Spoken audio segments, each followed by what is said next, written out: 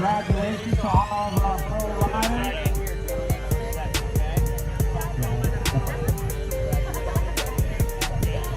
So that's gonna do it for day one of the Sunshine State Series out here in Naples.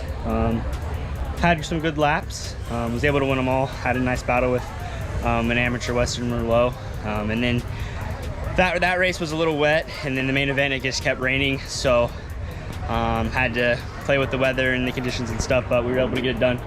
I'm really impressed with how the Florida scene does everything around here.